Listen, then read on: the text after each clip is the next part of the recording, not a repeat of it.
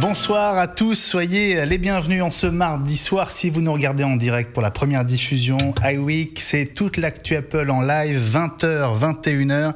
Et de l'actu, il y en a beaucoup aujourd'hui, comme souvent. Alors on est plusieurs dans l'émission. Je vous présente Ludovic. Salut Ludovic. Salut Benjamin, comment ça va ? Ça va très très bien, ravi de t'accueillir pour la première fois sur le plateau merci à toi. De Watch. Ludovic, étudiant, qui nous file un coup de main sur Watch jusqu'à cet été. Et Ludo, tu arrives tout juste de cette conférence de presse de Numéricable dont tu vas nous parler dans un instant.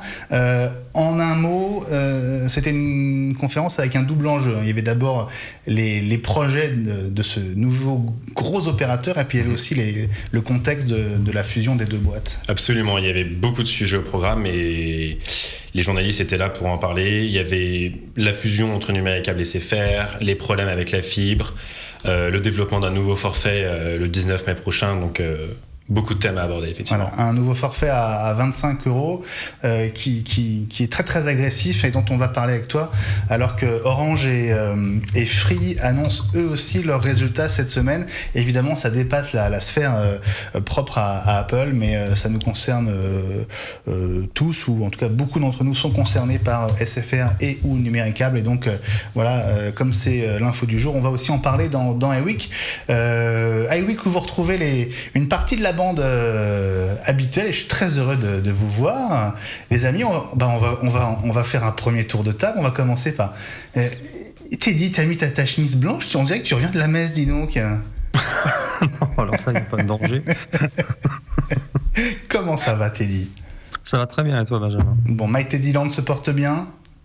Ça se porte pas mal du tout, même. Et puis le podcast L'école des fanboys, dont tu avais participé à l'épisode 2, mais l'épisode 3 est en ligne depuis hier soir.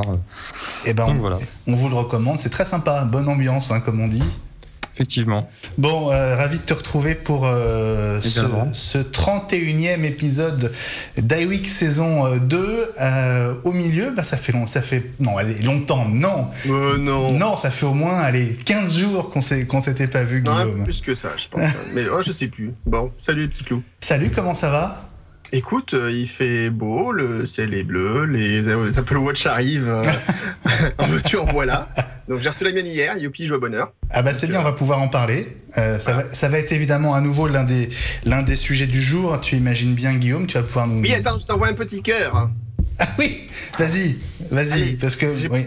Moi aussi j'ai la mienne depuis quelques heures. Voilà, je vais aussi pouvoir vous en dire deux mots parce que c'est pourtant hein, on en avait vu des choses sur l'Apple Watch. Faut dire que c'est quand même une expérience assez bluffante de la déballer, de la passer au poignet, de la configurer. C'est vrai que Apple a vraiment fait les choses super bien. Et voilà, quand c'est pas bien on le dit, mais franchement j'étais assez épaté, et je pense que Ellie, tu as dû avoir la même expérience que moi quelques jours plus tôt. Absolument, oui. L'Apple Watch, c'est vrai que le déballage, c'est une expérience, on en avait parlé, et c'est très sympa. Très, très sympa. Voilà, donc le casting, vous le connaissez désormais. On est ensemble pour... Ah, j'entends un écho. Mais d'où il vient cet écho-là ? Qui c'est qui a ouvert ? L'un de vous a ouvert un haut-parleur sur sa machine. Ah, c'est Guillaume, je sens. Hein ? Non ? Tout à coup, il y a un écho. Bon, c'est pas grave, on va arranger ça. Allez, on se retrouve dans un instant pour entrer dans le vif du sujet. Et on va commencer par parler d'un Mac aux abonnés absents pour l'instant, mais ça ne devrait pas trop tarder. À tout de suite.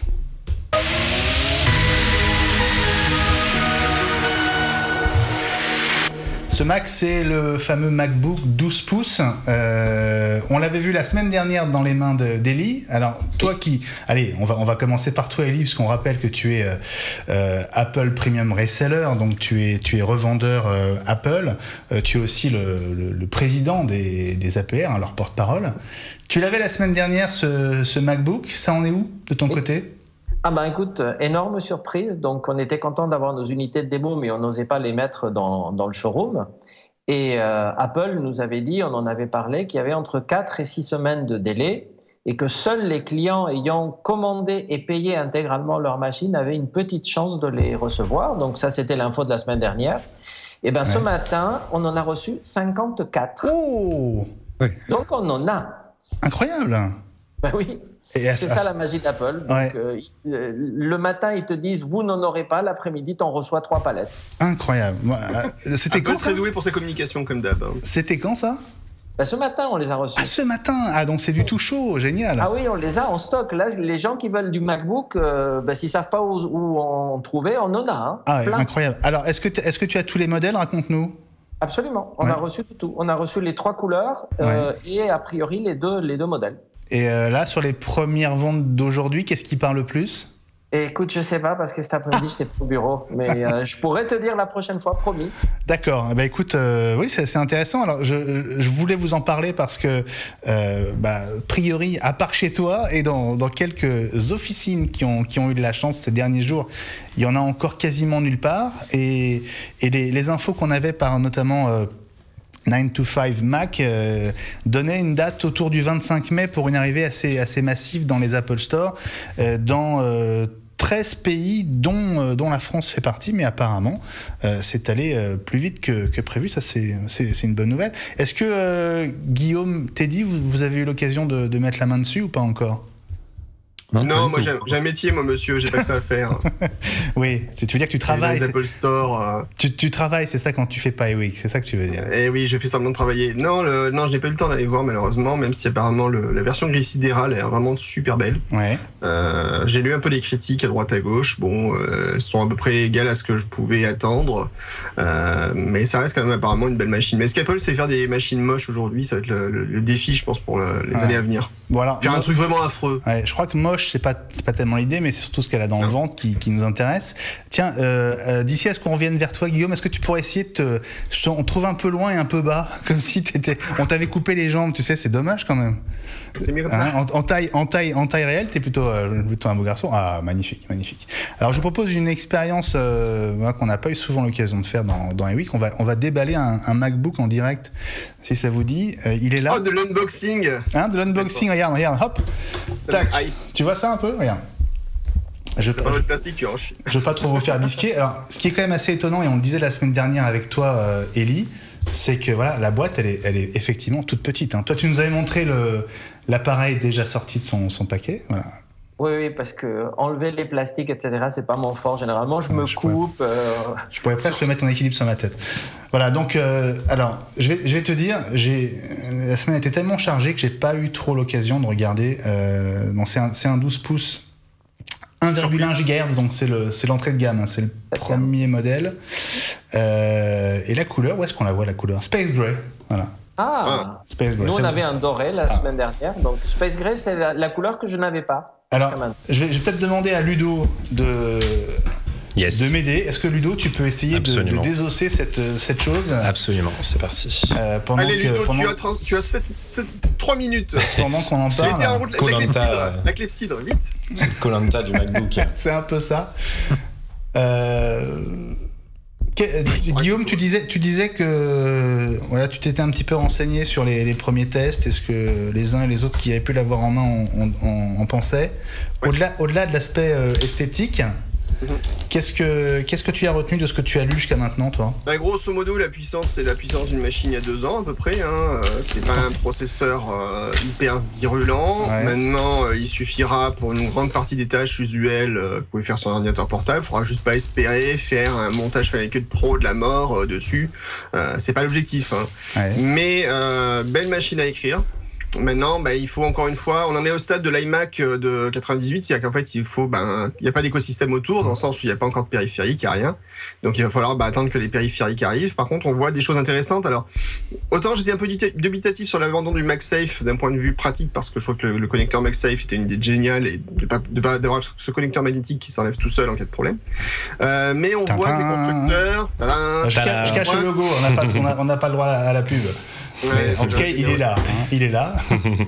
Et autant l'avantage, c'est que voilà, il commence à avoir des chargeurs qui arrivent déjà en USB-C qui pourront permettre de charger en externe le portable. Apparemment, ils ont déjà prévu ça chez Anker, par exemple. Donc ça, c'est plutôt une bonne chose. D'accord. Juste alors, un point, je profite de cette phase hautement dangereuse et risquée du déballage pour vous parler d'un point.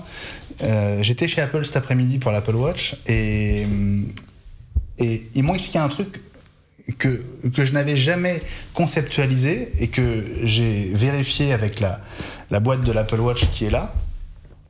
Est-ce que vous savez que la résistance du carton de la boîte, elle est pensée de manière à prendre un certain nombre de secondes à l'ouverture. Est-ce que c'est une info que vous aviez déjà eu en tête? Je n'ai rien compris de ce que tu as dit en fait. Voilà, tu vois par exemple là, je tiens la boîte de l'Apple Watch Sport, je veux l'ouvrir. Ouais. Voilà. Ton ouverture est calculée. Hop. Voilà. Tu remarques que ça fait la même chose avec une boîte d'iPhone ou là avec la boîte du MacBook. Oui, absolument. Eh bien, cette résistance du carton, c'est ce qu'Apple m'a dit très officiellement tout à l'heure. Elle est voulue. Elle a été voulue par Steve Jobs, qui avait déterminé un certain nombre de secondes. Alors, j'ai pas eu l'info sur le nombre de secondes, mais en tout cas, c'est voulu pour créer l'effet de surprise et qu'il y ait ces quelques secondes. Voilà, pendant lesquelles on va un petit peu retenir son souffle. En fait, c'est les 5 secondes quand tu ouvres un coffre dans Zelda. Vous savez. Et ça y est, tu as ton truc qui arrive. C'est exactement ça. Alors voilà, je voulais juste vous le dire parce que ça se répète évidemment avec la boîte du MacBook. Avant de venir au portable lui-même, Ludo, est-ce que tu peux nous... Voilà. Bon, là, il y a en parlant de la boîte, pas trop de surprise, la notice. Ce qui m'a surpris sur l'Apple Watch, c'est le poids de la boîte, justement. Ouais. Absolument. Et le poids est assez phénoménal quand tu vois le poids de la montre elle-même au poignet, on la sent pas vraiment. Elle est plutôt cette légère. boîte-là, tu veux dire? Ah non, toi, t'as une... Ouais, cette boîte-là est quand même... Enfin, la petite boîte à l'intérieur, le petit coffret est super lourd. Enfin, Alors, attends, parce que j'en ai plein les mains. Alors, je vais rendre ça à Ludo. On va sortir parce que... Effectivement, on va expliquer que dans la boîte de l'Apple Watch, en tout cas de l'Apple Watch Sport, parce que cette boîte est spécifique au modèle Sport. Hein. Les deux autres montres ont une boîte carrée. Ouais, c'est ça. Alors, dans cette boîte, c'est un peu les poupées russes, hein, quand même faut dire. Dans cette boîte, il y a une deuxième boîte avec un logo qu'on voit pas trop là, mais c'est aussi bien. Et en ouvrant cette boîte avec un petit logo Apple Watch Sport, il n'y a plus rien. On a la montre qui est là, voilà, quand elle n'est pas déjà au poignet. Et c'est vrai que l'ensemble pèse, je l'ai pas pesé. Un an de mort. Ouais. Écoute, le colis qu'on a reçu... Ça donne l'impression qu'on en a pour son argent, comme on dit, tu vois. Écoute, le colis que j'ai reçu moi, il pesait 1,4 kg. Ça te donne une idée. Mais toi, tu as une Apple Watch en acier. Standard, oui. Alors, qui pèse elle-même 50 grammes. Hein. C'est vrai. Ah oui, 1,4 kg, mais bon, tu avais le carton d'emballage, tu avais tout ça. Oui, c'est ça, oui. Alors, on revient sur cette boîte. Bon, il n'y a pas trop de surprises, évidemment, après. Il y a le chargeur est plus petit, il me semble. Voilà, le chargeur, alors, on est passé à un chargeur qui est plutôt un chargeur de portable, d'iPhone. Bah, en fait, si tu regardes bien, la boîte, en fait, c'est vraiment l'iPad. C'est un iPad. Grosso modo, la taille de la boîte, la taille du chargeur, le câble d'allume, c'est un iPad. Exactement. Les performances, enfin, voilà. Les performances, tout. C'est vraiment plus, c'est vraiment ça. C'est vraiment un iPad. C'est un iPad. Voilà. Donc on a le fameux câble USB-C. Et puis, accessoire indispensable. Et je vous le montre parce que j'avais pas eu l'occasion non plus de le voir encore, mais je crois qu'on le trouve partout. C'est ce fameux adaptateur USB-C. Est-ce que non, justement, personne l'a reçu. Personne l'a. C'est une grande première. Ah, alors attends, je vais le toc. Et je vous montre. Donc un petit adaptateur, on met le câble USB ici, et ici on a la prise USB-C, qui est donc le seul port qui équipe ce nouveau MacBook. Voilà, ce petit adaptateur indispensable, parce que sans ça, vous ne pourrez pas faire grand-chose de vos périphériques actuels, évidemment. Voilà, donc on va peut-être, Ludo, revenir sur le Mac. Ouais, on va peut-être le décellophaner. Tiens, regarde, je vais te débarrasser de la grosse boîte. Hop. Et donc le Mac. Ok. Bon, voilà, vous l'avez tous déjà vu en vidéo, évidemment, mais c'est vrai qu'il Il y en a relativement peu d'exemplaires. Maintenant qu'il y a les 54 chez Eli, ça fait moins exclu tout de suite, hein, forcément. D'autant que, pour tout vous dire, il est resté bloqué une semaine chez mon gardien, le MacBook. Donc, qui a juste oublié de me dire que le colis était arrivé. C'est pas grave. Voilà. On va peut-être même essayer de l'allumer. Tiens, regarde. Hop, on va se faire plaisir. Oh là là. Voilà, bon, pendant qu'il démarre et avant que... Hop, panneau de déballage. Regarde, tu vois, là, tac, il démarre vraiment en plus. Hein, regarde, tu vois le petit fruit. Ludo, on va dire un mot de cette conférence de presse numéricable à laquelle tu assistais tout à l'heure.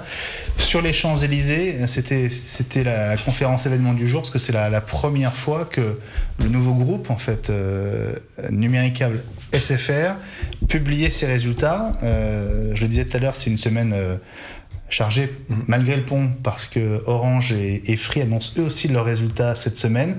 Donc il y a forcément une grosse concurrence entre les opérateurs.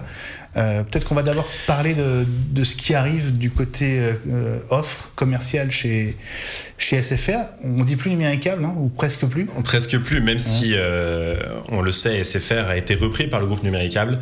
Numéricable a choisi de mettre en avant la marque SFR.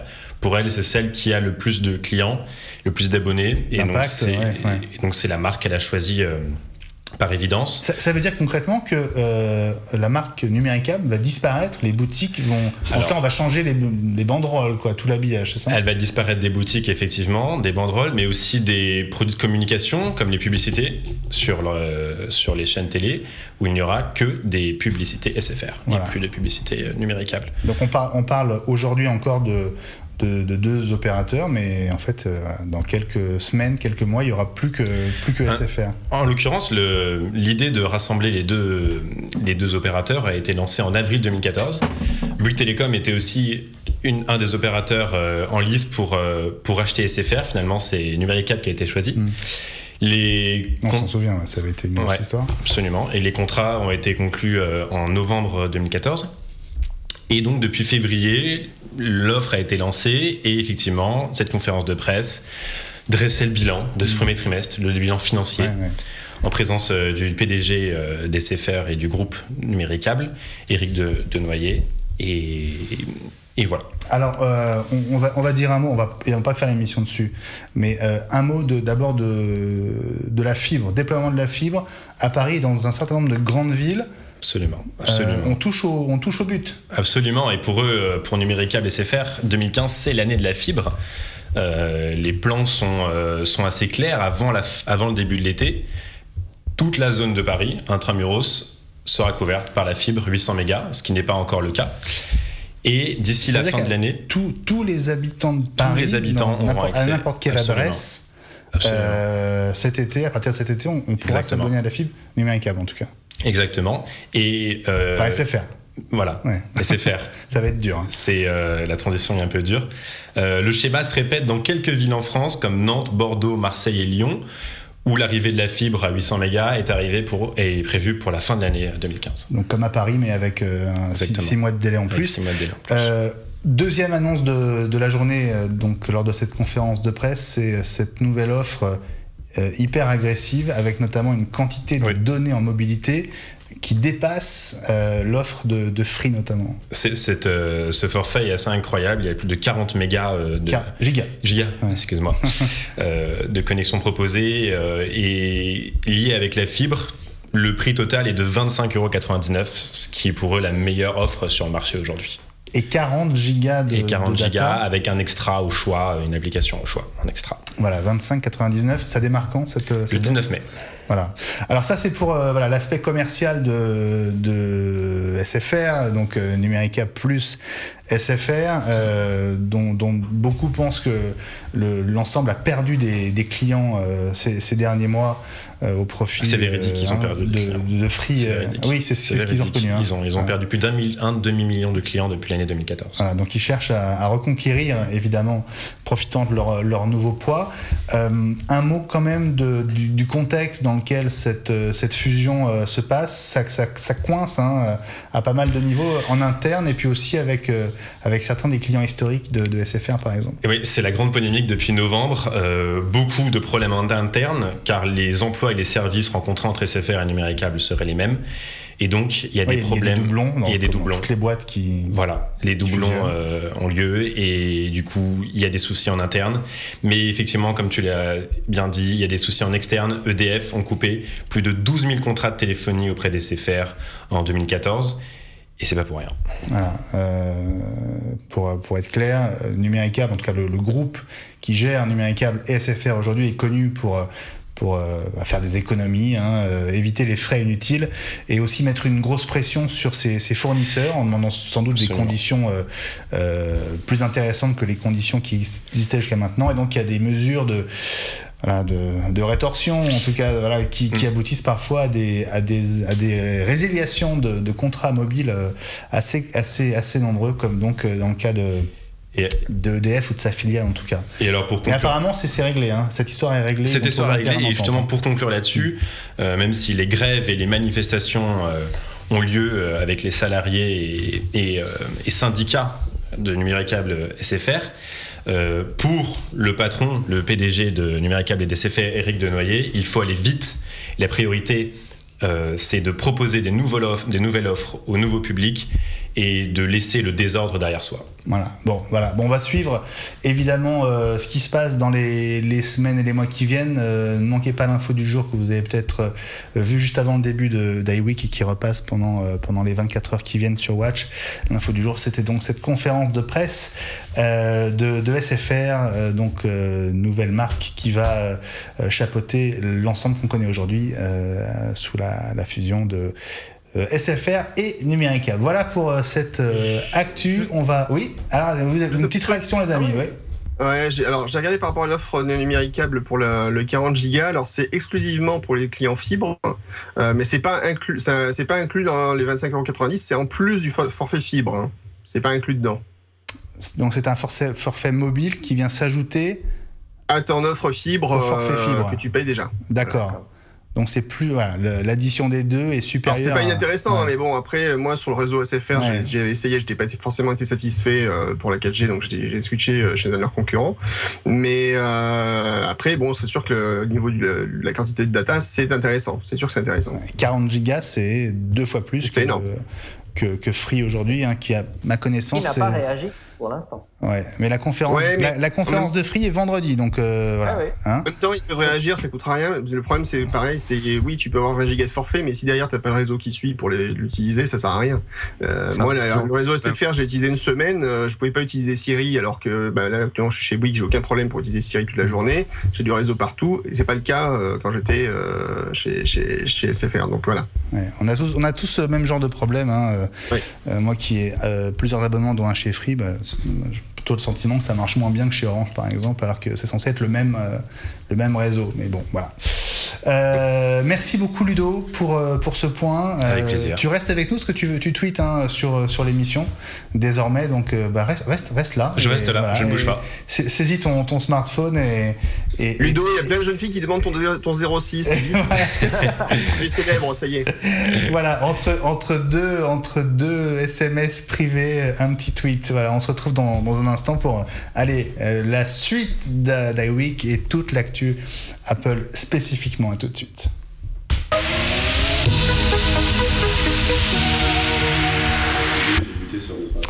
Voilà, l'actu Apple. Alors on a parlé du MacBook, c'était un clin d'œil parce que il y avait rien de spectaculaire, mais c'est vrai c'est une machine qui est pas facile à trouver en ce moment, donc ça nous fait plaisir pour une fois qu'on a quelque chose à vous montrer de vous le montrer en direct et en studio.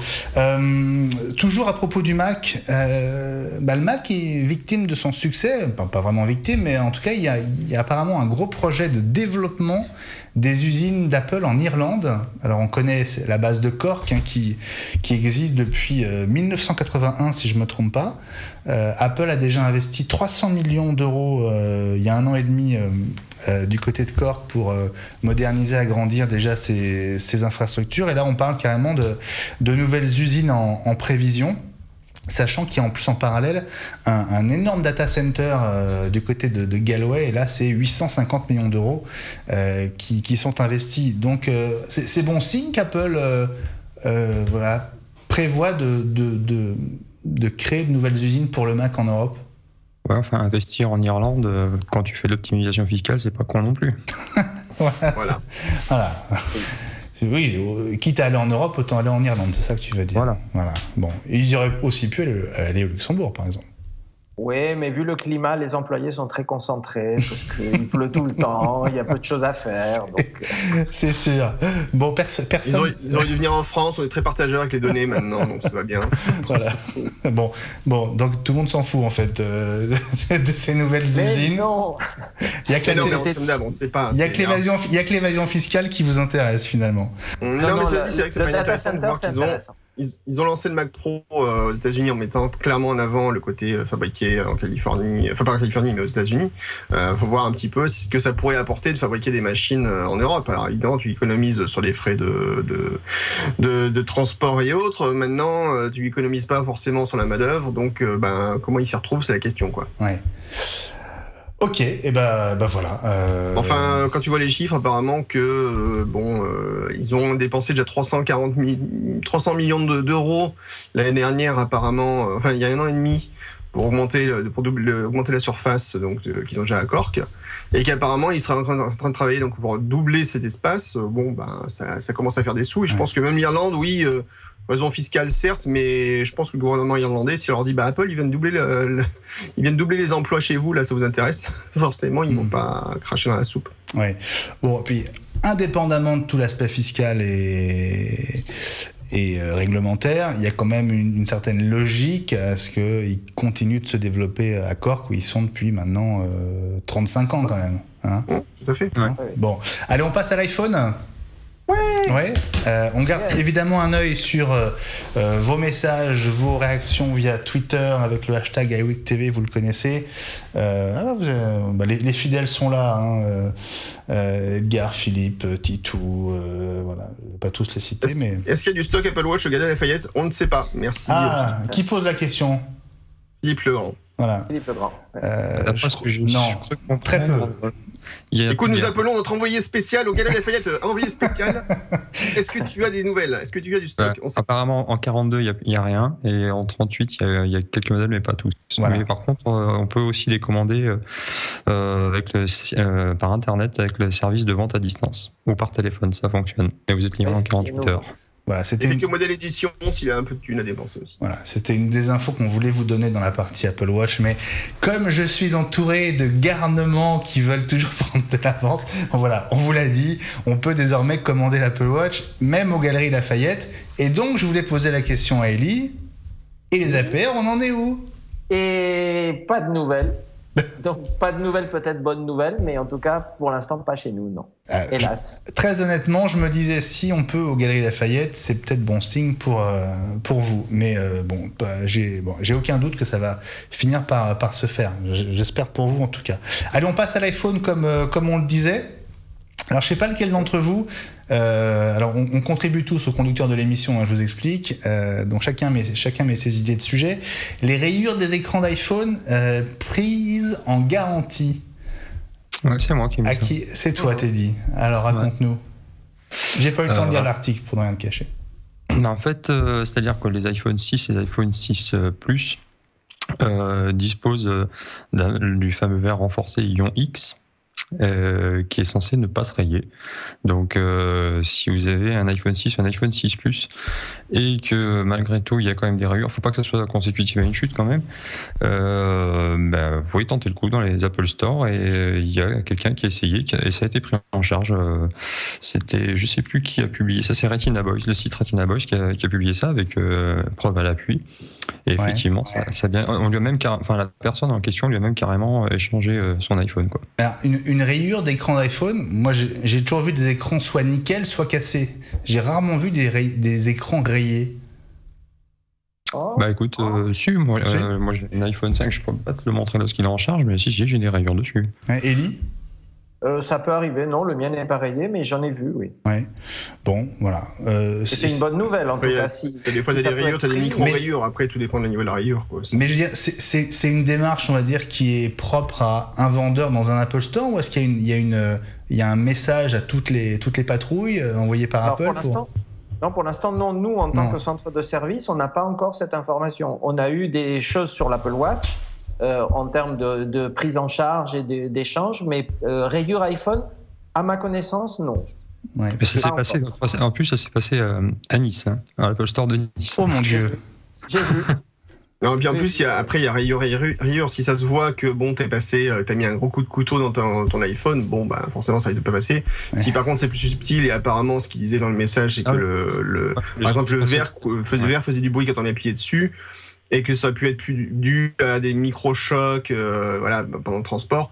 Bon, après, c'est une question d'appréciation, je pense, de la part du technicien qui analysait le problème. Quoi.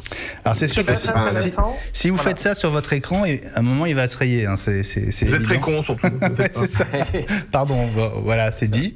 Merci. Non, ce qui va être intéressant, c'est si ça se généralise effectivement et que la procédure est appliquée partout, ben là, oui, ça serait intéressant. Ce que je n'ai pas vu dans l'article, c'est puisque c'était à Cap 3000, c'est si c'était une jeune fille qui revenait de la plage, blonde, etc., et que le technicien a succombé au charme, parce que des CS codes, c'est-à-dire des customer satisfaction, suivant la personne qui est en face et suivant le technicien, il y a des exceptions qui confirment la règle. Tout à fait. Le client s'appelle Jérémy, donc a priori. Jérémy, oui, c'est ça pour la grande demande. Alors d'abord, c'est très mal ça, parce que il faut pas. C'est par rapport au sexe convoité, pas forcément au sexe opposé, n'est-ce pas? Comme disait Linda Lemay. C'est sûr. Voilà un peu de tolérance, s'il vous plaît. Ouais. Voilà pour. Donc cette info sur les verres éventuellement rayés de vos iPhones. On va passer à un sujet que Guillaume adore, savoir les rumeurs sur les prochaines machines. Ça, je sais que c'est le moment que tu attends. Totalement. Alors on parle de la mise à jour des iPhones. A priori, on se dirigerait vers pas un iPhone 7, mais bien des versions 6S et 6S Plus. Vous y croyez à cette hypothèse-là? Ça vous semble vraisemblable? C'est encore trop logique. tôt. C'est trop tôt, Elie? Ouais, je pense que c'est un peu trop tôt. Mais les rumeurs démarrent, bien sûr. Ouais. Maintenant, est-ce que ça sera un 6S pour suivre la logique, ou est-ce que ça sera carrément un 7? Si les nouveautés sont suffisamment disruptives, ça sera un 7. Si c'est juste incrémental, ça sera un 6S. Oui, alors justement, ce qui sème un peu la confusion là-dedans, c'est que apparemment les mises à jour, en tout cas les évolutions dont on parle, sont significatives, et on parle de la plus grosse mise à jour intermédiaire pour un iPhone depuis sa création. Alors, ouais, mais j'ai lu l'article, j'ai pas trouvé ça si énorme. Hein. Alors les quelques détails entre guillemets qui évolueraient, donc double de RAM, de mémoire vive, donc évolution significative du processeur, ce serait un A9, meilleur capteur photo, apparemment quelque chose qui a un trait avec la couleur, mais j'ai pas bien compris quoi. Il y aurait une nouvelle couleur or rose. Mais c'est ça, d'accord, ok. Écran saphir. Oui, mais pas le même que celui de l'Apple Watch. Mais pareil, c'est des rumeurs. Hein. Voilà. Saphir de synthèse, qu'est-ce que ça veut dire? De toute façon, c'est forcément de la synthèse, saphir, non? Oui, mais alors pourquoi ils insistent sur le fait que c'est de synthèse? Je sais pas. Après... Un boîtier renforcé, Touch ID amélioré et Force Touch, donc cette capacité à sentir la pression sur le verre. Donc, j'ai essayé moi sur le MacBook le Force Touch et j'ai pas bien ressenti, hein. Mais bon. Oui, pas appuyer sur l'écran. Qu'est-ce que t'as dit, Guillaume? Faut pas essayer le Force Touch sur l'écran, sinon ça traverse. C'est sûr. Non, faut essayer là. C'est là qu'il faut essayer. Oui. Hein. Voilà, il faut. Plus sérieusement, la question en fait du boîtier, moi je me la posais il y a quelques secondes. C'est vrai que normalement Apple faisait une itération sur 2 ans, puisqu'en fait la première année c'est la version nouvelle, c'est le nouveau modèle d'iPhone qui sort, et l'année suivante il y a le modèle S qui est une évolution technologique du modèle précédent. C'est vrai que ça permet du coup d'amortir les feuilles de conception du boîtier lui-même sur 2 ans, sur 2 générations d'appareils. Maintenant, la question que je me pose, c'est vu les chiffres de vente monstrueux des iPhone 6, est-ce qu'Apple peut ne pas estimer que finalement, de toute façon, le boîtier du 6 est déjà archi rentabilisé par les ventes ne serait-ce que des 2 premiers trimestres et passer d'un seul coup sur une version 7 ? Pourquoi pas ? Moi, je suis d'accord avec Guillaume, surtout que à côté, il y a Samsung qui a sorti ses nouveaux Galaxy, Edge, etc. et que peu à peu, ils grignotent quand ils sortent des nouveaux modèles et Apple, s'ils deviennent trop prévisibles en disant de toute façon, la nouveauté, c'est dans 2 ans, donc cette année, on ne va pas acheter d'iPhone parce que ça changera dans 2 ans. Je ne suis pas d'accord avec toi, Elie. Je suis pas d'accord avec toi parce que le fait est qu'Apple, de toute façon, ils en font surtout, ils font comme ils le pensent. Et s'ils faisaient vraiment par rapport à la concurrence, ils auraient fait quelque chose de différent, je pense, par rapport sur l'iPhone 6. Si c'était inspiré de l'iPhone du Galaxy S5 par exemple, et Galaxy S5, honnêtement, ça a été un four pour Samsung. Ils sont pas vraiment, ils ont pris un vent au niveau critique. Il s'est vendu correctement, ça n'a pas été un carton plein. Et l'iPhone 6, par contre, comparativement, enfin, ils ont bouffé justement du Samsung. N'oublie pas, les derniers trimestres, Apple a vendu quand même combien 60 millions d'appareils. Samsung, ils sont très loin de ça dans le chiffre de vente du Galaxy S5. C'est ce qui vise sur un an, en fait. À peu près. 70 d'ailleurs, tu vois bien que millions, le Galaxy S6, au contraire, s'inspire de l'iPhone en disant on enlève les cartes mémoire, la batterie est soudée, l'appareil n'est plus submersible, etc. Ils reprennent les pistes de l'iPhone. Donc, et justement, ça ressemble. Justement, Guillaume, regarde cet article de The Verge qui nous explique que Samsung a fait parvenir dans ses usines au Vietnam 20 000 machines spécialisées pour essayer d'arriver au même résultat, dans l'usage du métal sur son smartphone que l'iPhone. Donc je vais pas dire pour copier, mais pour arriver à un même niveau d'exigence et de qualité. Voilà. Parce que honnêtement, il s'améliore, mais c'est vrai que moi je suis allé voir un Galaxy Edge et le normal, et c'est mieux. Mais c'est toujours pas la finition d'un iPhone. C'est-à-dire qu'il se rapproche un peu, mais c'est toujours pas ça. Bon, si vous avez un iPhone 3G ou 3GS, et si vous avez besoin de le faire réparer, dépêchez-vous parce qu'à partir du 1er juin, il sera trop tard. C'est un peu comme quand on est passé à l'euro et où vous avez pu mettre vos francs sous verre parce qu'ils ne servaient plus à rien. Ça va être pareil avec l'iPhone 3 et l'iPhone 3GS qui seront déclarés obsolètes donc à partir du 1er juin. Oui, ce qui est logique, parce que la règle d'or dans ce cas-là, c'est que Apple garde des pièces pour quelle que soit la machine, pas que les iPhones, pendant 5 ans. Et au bout de 5 ans, il n'y a plus de pièces du tout, quelle que soit la machine. Parfois, ça dure, je crois que c'est vraiment au bout de 7 ans en fait que ça... Alors, nous, ils nous disent 5 ans. Au bout de 5 ans, il n'y a plus qu'un petit nombre de réparations qui deviennent possibles et au bout de 7 ans, c'est définitivement terminé. Si vous êtes sur iOS, sachez que la prochaine version du système évolue et les développeurs ont accès à une nouvelle bêta. Pas grand chose de significatif, si ce n'est une évolution de l'appli musique. Alors on parlait peut-être d'une grosse mise à jour pour la WDC, donc la conférence développeurs dans un mois à San Francisco, mais apparemment le redesign à la sauce Beats sera pour plus tard. On passe à l'Apple Watch, parce qu'il nous reste une vingtaine de minutes, autant qu'on en profite. Juste avant de ça, en parlant de Samsung, est-ce que vous avez vu quand même la magnifique vidéo de fabrication du Galaxy S6 où ils ont carrément repompé quasiment toutes les vidéos d'Apple, quoi. Ah bon, on l'a vu dans Andromag, évidemment sur Watch. Voilà, mais on n'en a pas vu sur iWeek, je crois, la semaine dernière, parce qu'il est sorti le 7. Il y a 8 jours. Ouais, je crois que ça s'est joué à pas grand-chose. Ouais, c'est assez impressionnant de voir que même là-dessus, Samsung n'a pas beaucoup d'originalité. Ils ont fait une vidéo qui est quasiment un copier-coller ce que fait Apple, quoi, au niveau de ses vidéos de présentation de produits. C'est assez étonnant. Est-ce qu'il y avait la voix de Jonathan Ive ? Ah, quasiment. Ça, c'est peu probable, quand même. Ouais, mais ça ressemblait quand même bien. Bon, bref. On va rappeler que c'est le vice-président d'Apple en charge du design, donc le monsieur qui a tout inventé en gros depuis l'iMac et même avant. Et qui parle dans toutes les vidéos. Chez Apple, c'est sûr, il parle dans toutes les vidéos. Allez, on passe à l'Apple Watch. Alors, pas mal de choses à vous dire sur l'Apple Watch. D'abord, si vous avez commandé l'un de ces 3 modèles, si vous l'avez pas reçu, c'est normal. Personne ne l'a reçu en fait. Il y a 3 modèles d'Apple Watch qui apparemment n'ont toujours pas commencé à être livrés. Personne ne les a eus pour être clair. Alors, il s'agit des bracelets. Il s'agit des bracelets, effectivement, des Apple Watch donc en acier, avec ce fameux bracelet en acier qui coûte les yeux de la tête. Oui, 499 €.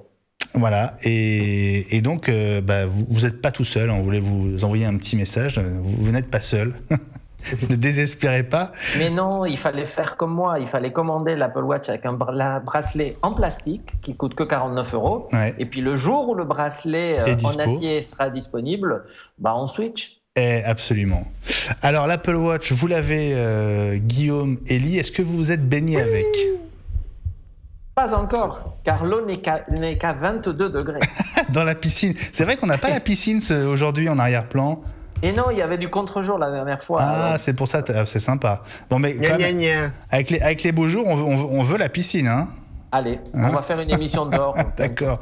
Guillaume, est-ce que tu t'es lavé les mains, t'as osé prendre ta douche? Moi, j'ai pas de piscine, moi, donc ça va. Est-ce que tu t'es lavé depuis hier, par exemple?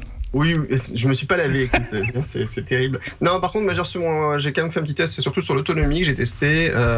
Écoute, là, je l'ai mis à charger cette nuit, je l'ai enlevé ce matin à 8h, et là, je suis à peu près encore 40% de batterie disponible. Donc, c'est plutôt pas mal. Plutôt pas mal. Qu'est-ce que tu fais avec? Moi, je l'ai utilisation normale, depuis ce matin 7h, il me reste 71% de batterie. Ouais, pas mal. Oui.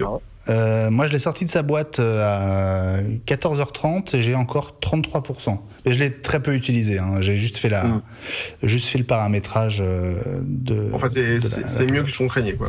Voilà. Alors, bon, puisque tu ne t'es pas baigné, Elie, puisque tu n'as pas fait plouf aujourd'hui, et puisque Guillaume, tu n'as pas fait plouf non plus depuis que tu as eu l'Apple Watch, il y en a un qui a fait plouf.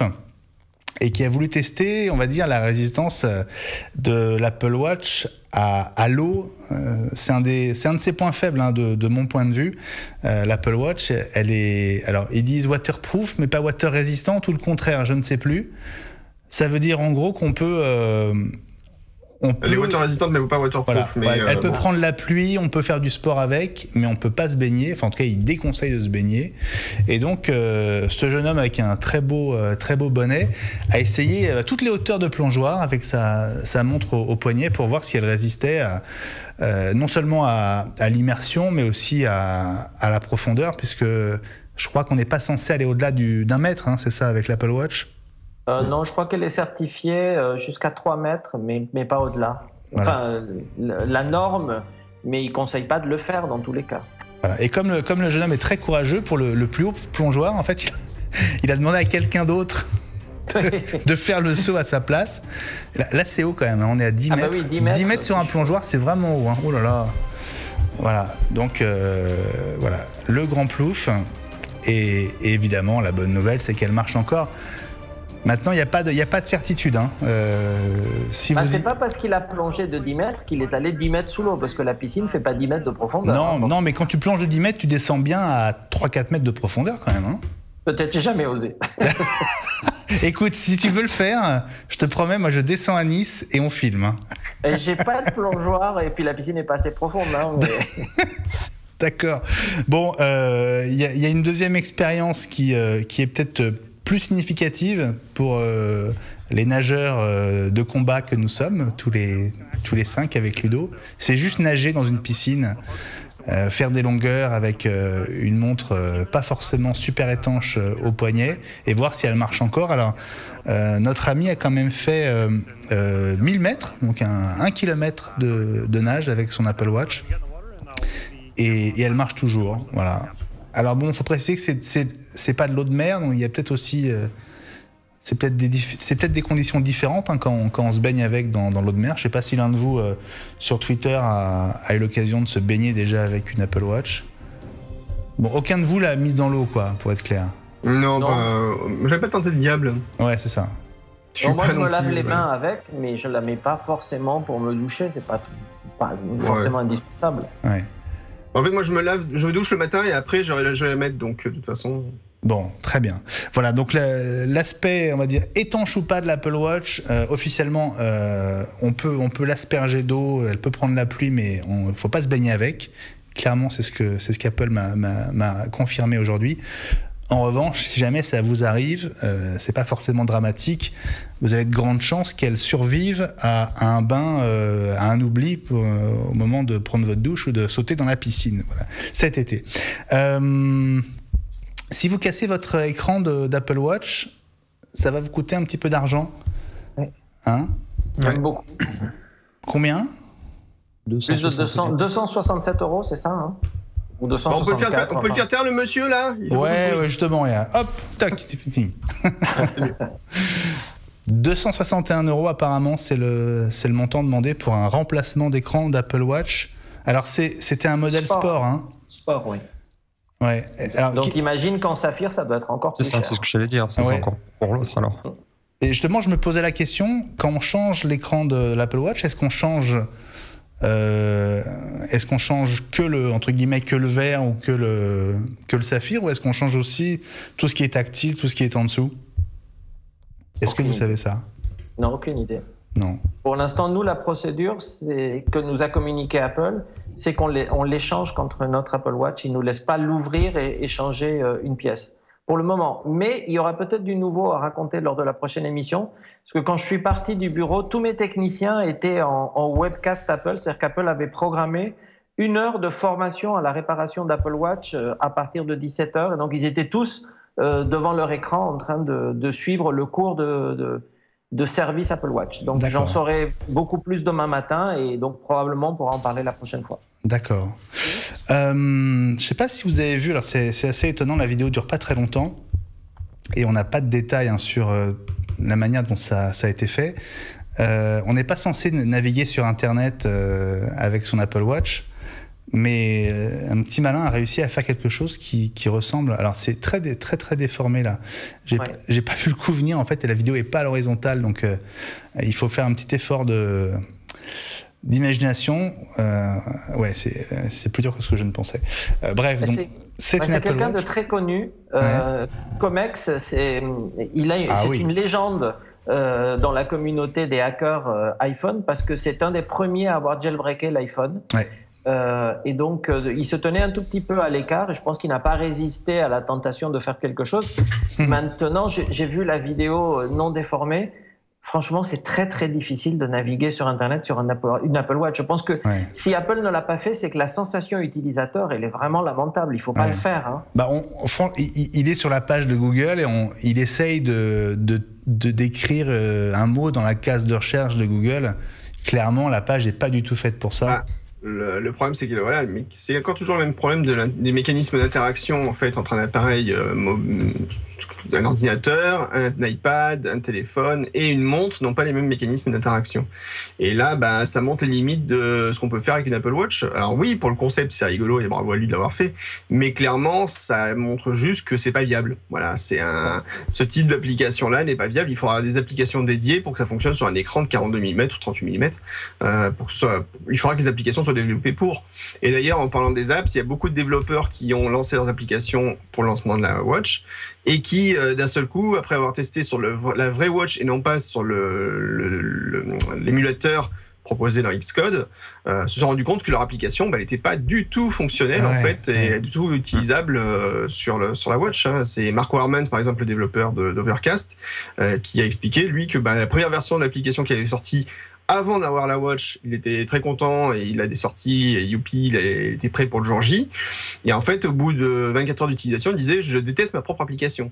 Donc il a reconçu une mise à jour, il a fait une nouvelle version qui lui semble beaucoup plus fonctionnelle et utilisable, mais parce que les interactions ne sont pas les mêmes, c'est tout. C'est sûr. Ouais, je pense qu'il faut attendre un peu. Moi, le premier jour, j'avais installé toutes les applis qui avaient une extension Watch pour les tester, et j'en ai entre 10 et 15 qui carrément ne démarrent pas, c'est-à-dire qu'ils ont dû tester sur prototype, mais pas sur les vrais Watch. Donc elles s'affichent, et quand on clique sur l'icône, il y a la petite roulette blanche qui tourne, la montre s'éteint forcément, on la rallume, ça tourne, et puis après, comme il ne se passe rien, on a appris qu'on pouvait force quitter une application aussi sur une Apple Watch. Comment on fait ? Il faut appuyer en fait sur le bouton d'en bas et donc laisser appuyer comme si on allait éteindre. Donc il y a le bouton d'extinction qui arrive, réappuyer une fois et non pas toucher éteindre, et donc là l'application quitte. D'accord, ah bien. Il y a une petite vidéo qui décrit ça, ouais. Bien, bien. Alors à propos de l'Apple Watch, je me tourne vers Teddy parce que tu m'as envoyé une photo et je voudrais que tu nous expliques d'où vient cette photo. C'est assez étonnant. Petit détail sur l'origine des bracelets.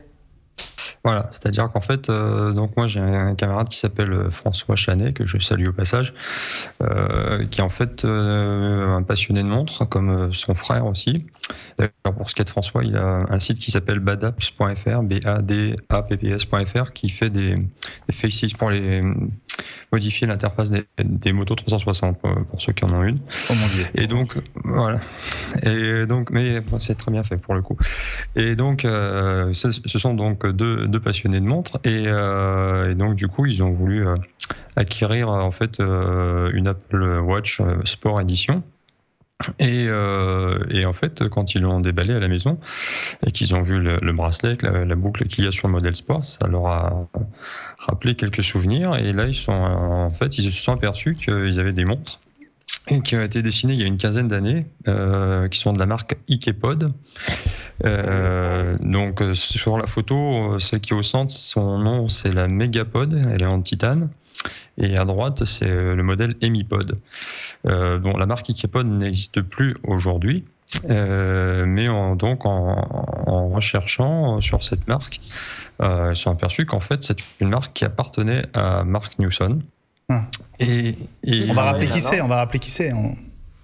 C'est un ami de Jonathan Ive et qui travaille. Voilà. Et qui travaille auprès de Jonathan Ive depuis 2014, notamment. Donc, voilà, en matière de design, visiblement, rien ne se perd, tout se recycle, parce que quand vous pouvez le voir sur la photo, c'est exactement le même. C'est le même bracelet, en tout cas. Hein. Voilà, sauf que voilà, c'était dessiné il y a une quinzaine d'années par donc Mark Newson, qui était à la fois le patron et le designer de Ikepod. Étonnant. Il nous reste 4 minutes à peu près avant de nous quitter. C'est passé super vite ce soir. Je voulais qu'on s'arrête 2 secondes sur une campagne de pub alors que vous avez peut-être vu, enfin en tout cas que vous auriez dû voir, notamment sur pas mal de kiosques à journaux dans Paris. Est-ce que vous avez vu ces affiches pour Humanoid, donc le magazine consacré à la high-tech, qui a été lancé par le groupe qui fait notamment Canard PC. Est-ce que vous avez vu ces affiches qui détournent des grands noms quand même de la high-tech, hein. On a reconnu Netflix qui devient Netflix, Windows qui devient Windows, Ingram. Ouais, et puis en bas le logo Apple retourné, qui devient Mac, ou Mac devient Cam. Il faut dire que le sous-titre, la baseline du Humanoid, c'est la technologie est l'opium du peuple, et donc l'agence de pub qui s'est occupée de cette campagne, a joué sur les analogies à la drogue, hein, pour être clair. Ça n'a pas tout à fait convaincu la régie qui gère les emplacements sur les kiosques à journaux à Paris. Media Kiosque a donc refusé la campagne. Et selon Arrêt sur Image, le site d'où sont extraites ces affiches, il y avait un gros enjeu financier pour l'opérateur de pub, hein, sur les kiosques à journaux, qui a préféré dire non à Humanoid pour ne pas vexer Apple, apparemment. Ah oui. Qu'est-ce que vous en pensez de cette campagne? Ça vous... Alors, moi, je t'ai dit. Non, je trouve que même si sur le fond l'idée est pas mauvaise, c'est vrai que par contre c'était peut-être un peu trop provoque quand même, quoi, à un moment donné. Ouais. Ouais. Moi, je donnais mon opinion. Le problème, c'est que je trouve dommage que on considère, en fait, le slogan du Humanoid, la technologie l'opium du peuple. En fait, le problème, c'est que déjà la technologie n'est pas tellement l'opium du peuple, parce qu'il y a beaucoup de gens qui sont finalement assez détachés de la technologie. Il y a qu'à voir un peu l'image quand tu t'intéresses un peu trop à l'informatique, que tu as plus de 2 ordinateurs chez toi, tu es un geek, donc forcément ça casse un peu le truc. Et donc déjà sur ce point-là, l'opium du peuple, je suis pas forcément d'accord. Ensuite, le problème, c'est il y a un détournement de logo, tout ça. C'est vrai que dans un cadre commercial, pour faire sa pub, c'était touchy et c'est sûr que je pense qu'Apple ne se serait pas gêné pour attaquer, surtout qu'il y a l'utilisation du logo Apple. Et s'il y a bien un truc sur lequel Apple est très tatillonne, c'est l'utilisation de son logo. À juste titre ou pas, j'en sais rien, mais je pense que pour eux, c'était comme ça et je n'aurais pas été surpris effectivement qu'Apple attaque dans la foulée. Oui. Est-ce que c'est de la censure ou pas ? Non, c'est pas de la censure. La censure, ça doit être de dire, vous faites pas, a priori. Là, ils ont même pas pris le risque de diffuser la campagne. Donc, il n'y a pas eu de censure en tant que telle. La censure, elle est venue on ne sait pas si Apple aurait censuré. Il y a eu une pré-censure, en fait. Est-ce que c'est dommage ou pas ? J'en sais rien. Par contre, moi, ce que je peux dire, c'est qu'Humanoid, c'est un bon magazine. J'ai lu les 2-3 numéros qui sont sortis. C'est un bon mag. N'hésitez pas, achetez-le, téléchargez-le, lisez-le, c'est bien. Absolument. Ouais. On va dire qu'on les soutient malgré ce revers. Et je ne dis pas ça parce que j'ai des copains qui écrivent dedans. Mais non, franchement, il est bien. Voilà. On va dire qu'on les soutient malgré ce revers qui, en même temps, contribue quand même à faire parler d'eux. Donc, le but est sans doute quand même atteint. L'important, c'est qu'on en parle. Voilà, Humanoid. D'ailleurs, on leur avait proposé de participer à l'émission de ce soir, mais je pense qu'ils sont un peu débordés par l'affaire, entre guillemets. Et donc, il y avait enfin, en tout cas, ils nous ont pas répondu. Voilà, ils ont sans doute pas eu le temps de nous répondre. Allez, une petite info avant de nous quitter. C'est des nouvelles de Scott Forstall qui, vous le savez, est passé d'Apple à Broadway parce qu'il produit maintenant des comédies musicales. En tout cas, il y a un truc qu'il a publié, c'est la langue de bois. Ça m'a quand même beaucoup fait rire. Il s'est quand même fait virer comme un malpropre à cause de, vous savez, de l'affaire autour de plans et des cartes qui étaient bourrées d'erreurs, en gros. Et dans l'interview au Wall Street Journal, donc première interview depuis son départ d'Apple, il y a quand même maintenant 2 ans et demi, je crois, il dit « J'ai été si fier des milliers de personnes avec qui j'ai travaillé chez Apple et avec qui je suis resté ami. Je suis ravi qu'elles fassent toujours des produits aussi formidables et populaires. » Si ça, c'est pas de la langue de bois, ça, mon gars, hein? À mon avis, il veut une Apple Watch. Oui, c'est ça. Je pense qu'il a les moyens de se l'offrir. Je pense qu'il peut s'acheter une édition sans trop que ça lui fasse mal. C'est ça. Il peut s'en acheter. On va pas parler du... On va pas parler d'Applebot, du coup, c'est dommage. Eh ben, tu sais quoi, c'est un vrai sujet. Alors, on va se le garder on va se le garder pour la semaine prochaine parce que effectivement, tu as raison. Tu as raison. Et en fait, je cherchais l'illustre. J'ai raison, ça suffit. Du dernier sujet. Tu as raison, Guillaume. Mais c'est un vrai sujet. Donc, on se le garde pour la semaine prochaine. D'ailleurs, on vous donne déjà rendez-vous dans 15 jours, le 26 mai, pour une émission spéciale consacrée au projet d'Apple autour de l'univers de la voiture. On va évidemment parler beaucoup du projet Titan, de Tesla, de tout ce qui concerne Apple et la voiture dans 15 jours dans iWeek. Allez, il nous reste 1 minute pour dire un mot de cette nouvelle quand même qui nous rend tous tristes. Il n'y aura pas de Windows 11 et Windows 10 sera le dernier Windows. Alors, il faut quand même expliquer. Plus jamais de Windows, enfin. Hein, voilà. C'est Microsoft qui le dit. C'est quand même, si on s'était dit ça il y a 10 ou 15 ans, ça aurait été tellement lunaire. En fait, Microsoft va transformer Windows dans un produit qui ne cessera d'évoluer. Donc, c'est intéressant, en fait. Il le transforme en service. Ouais, c'est ça. Ça devient un service en fait. Finalement, ce que fait aussi Apple en fait depuis qu'ils ont décidé que les mises à jour d'OS 10 c'était gratuite, absolument, d'iOS qui sont gratuites, c'est qu'en fait ils sont devenus fournisseurs de services. Et ce qu'ils vont facturer derrière, c'est les applications qui vont tourner autour de leurs services. Donc ça va être Office, ça va être etc. Tout ça, ça va être les services de cloud et autres. C'est ça qu'ils vont facturer derrière. Et c'est pas une stratégie inintéressante. Et là, on voit bien l'empreinte de Satya Nadella sur Microsoft, quoi. Ça, c'est pas quelque chose que Ballmer aurait pensé il y a 5 ans. Hein. Faut pas rêver. C'est sûr. Bon, on reparlera de tout ça. Comme d'habitude, on a laissé en plan une pile comme ça de sujets. Merci beaucoup, les amis, d'avoir participé à iWeek cette semaine. Salut Teddy. Salut Benjamin. Salut Guillaume. Salut Elie. Je vous remercie aussi pour ses premiers pas à l'antenne. Ludovic Constant, qui est avec nous jusqu'à à la fin du mois de juin. Voilà. Et si vous nous suivez sur Twitter, il va nous aider à animer les différents comptes de Watch. Donc bienvenue à toi, Ludo. D'ailleurs, je tiens à remercier tous ceux qui ont participé à l'émission. C'était pas mal aujourd'hui à réagir. Voilà, absolument. Et on va être de plus en plus nombreux. J'en suis sûr. Je vois un Mac qui bouge tout seul. Ça m'inquiète parce que on est censé tout faire d'ici. C'est pas grave. Il est temps dans l'antenne comme on dit. Merci de votre fidélité à iWeek. On se retrouve la semaine prochaine, mardi à 20h. Salut à tous.